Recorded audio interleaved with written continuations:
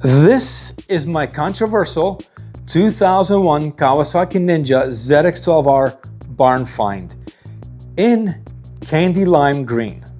Some argue it lacks the patina to be a true barn find, as it was stored and not in a barn. Who am I to argue with keyboard warriors? And in this episode, we'll grab some fresh fuel and see if we can bring her back to life.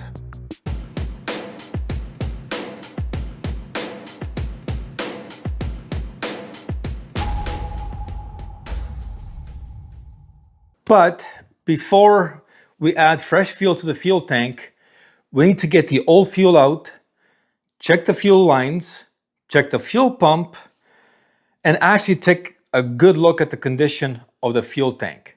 And to do that, we have to remove it. And I'm gonna hate this so much. First, I need to disconnect all the wiring, ensuring not to damage any connectors, particularly if they might have become brittle with age. Then, carefully remove the fuel lines without damaging the tank or surrounding components, avoiding spills all over myself and hopefully no scraped knuckles. Okay, I can't get to the fuel lines. My pliers just don't have enough room, so I have to try a different approach. But I'm really disappointed with Kawasaki shipbuilders. You think they would have thought this out. So what can I do? Well, let's keep going. I think I can remove the gas.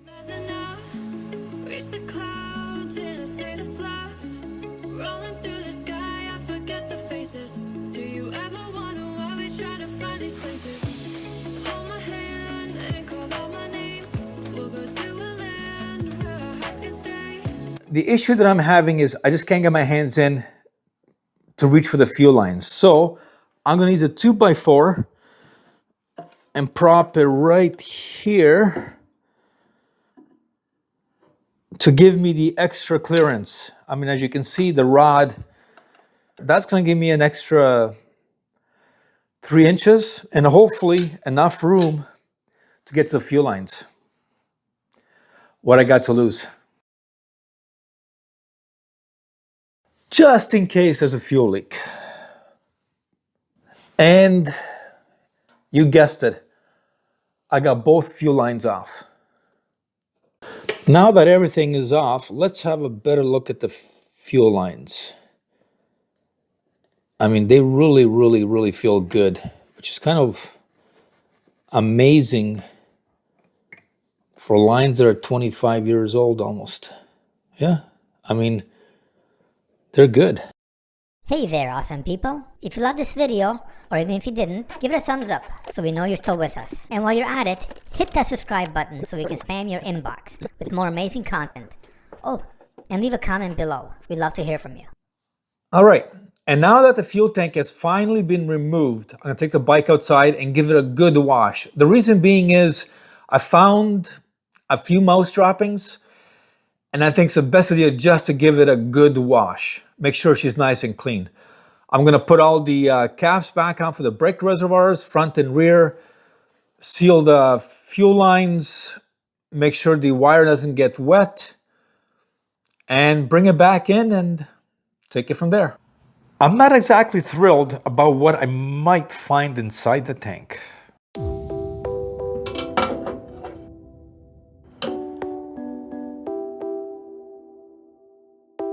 Oh, she's a nice. Wow, she looks clean. I mean, really clean. Nothing else to do here but dump the old fuel and close her up.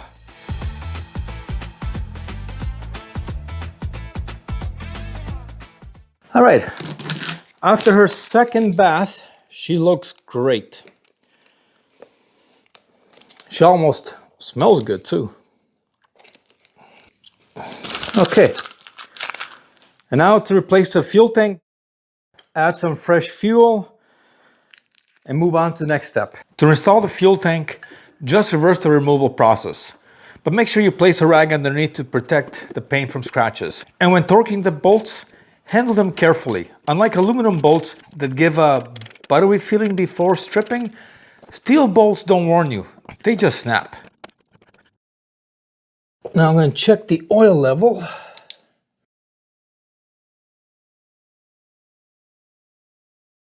It's hard to see on the camera, but the oil's actually really clean. The owner did say that before he started the bike, he did change the oil, which is phenomenal. But oil level's fine, and like I said, it's clean. Now that everything is back, fuel tank is good to go.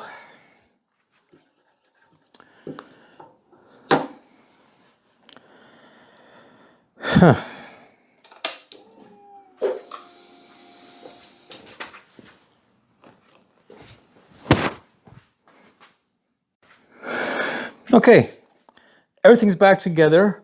Gonna turn the ignition on, listen to the fuel pump.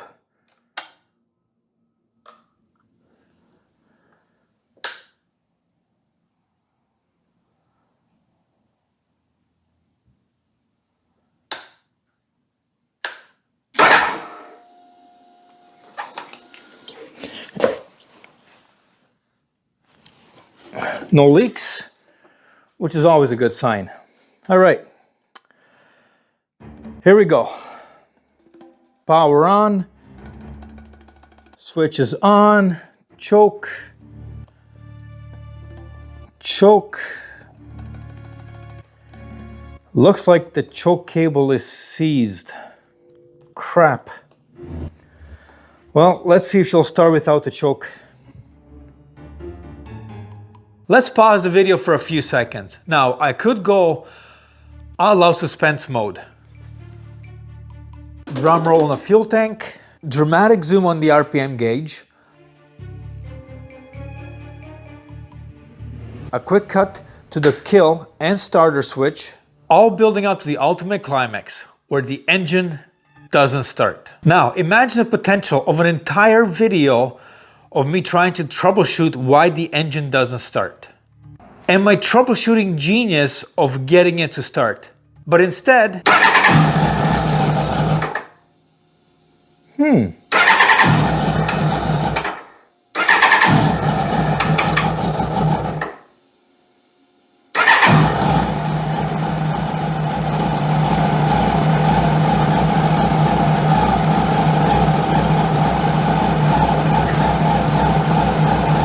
Okay, this is looking good.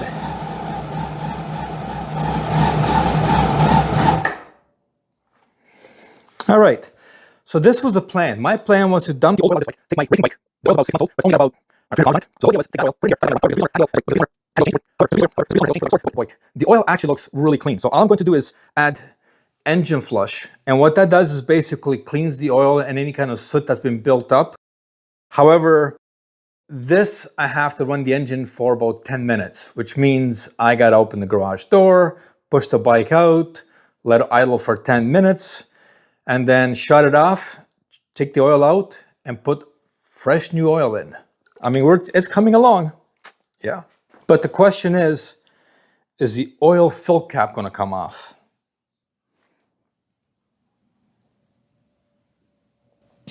Oh.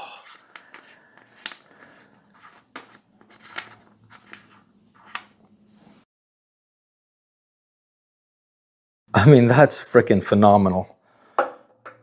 Okay, shake it up. It says, do not swallow, do not get any in your eyes. Do not spill it on anything.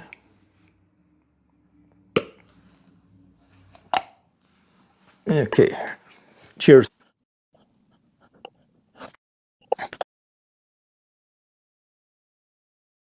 Okay, now to push the bike out, start her up, and let it go through a heat cycle, which means let the fan turn on at least once.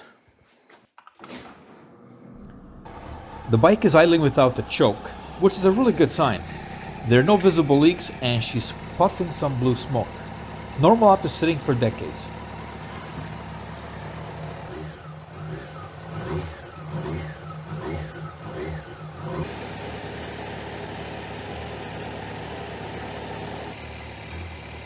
fan has cycled on and off a few times,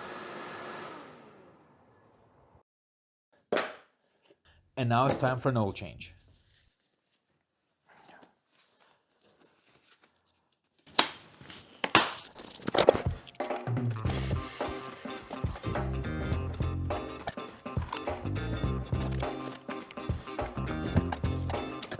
It's gotta be against the law to look this damn good. Cause baby, I feel real good and I wish I would. It's gotta be against the law to look this damn good. Everybody watch out. Watch out now. I'm ready for a good time and I came to groove. The whole band's here and we came to move. Got a fresh haircut and 2 new shoes. We're here all night like we got nothing to lose. I'm coming out the jacket cause we're turning up the heat. I wanna see. Now that the oil's been changed, I want to turn the engine over without firing. And I do this because it's just how I do things. I'm gonna pull this fuse out, which is the freaking holy mackerel pump fuse. Turn the power on, and she should just cycle through.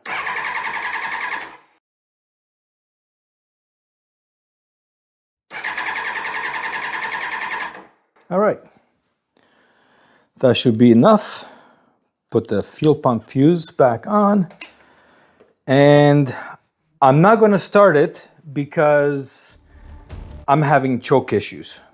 Yes, this is a fuel injected motorcycle, but the early fuel injections, they still had a choke.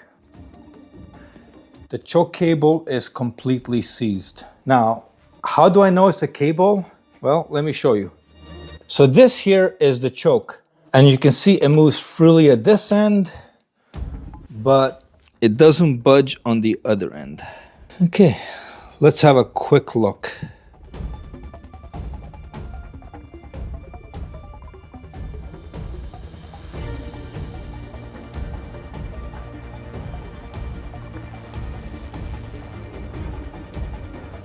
I don't think the cable's bad. I think it's just seized on the inside from sitting. So if I get some lubrication in there, I think I could get it unseized. Okay, well, here we go. The cable's been sitting in WD-40 for quite some time. And let's see if it did any good. You can see the actual, I don't know if you can see,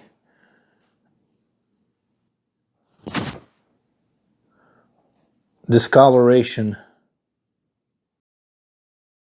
The rust that was coming out. But anyways, all right, here we go. Big test. And she works.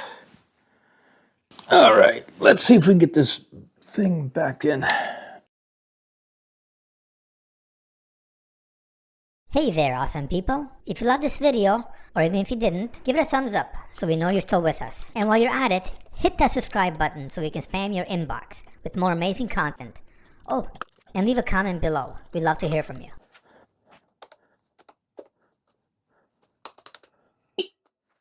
All right, the choke is no longer sticking or stuck.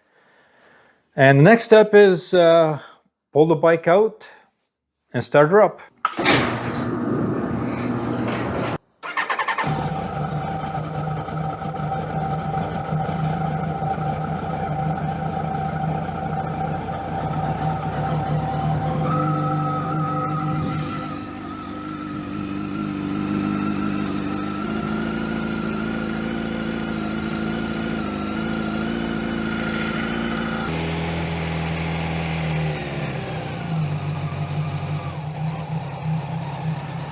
The main goal of this video was to get the bike started, and I think I nailed it. I hope you enjoyed watching the video. Until next time, take care, and remember, always hug your pets.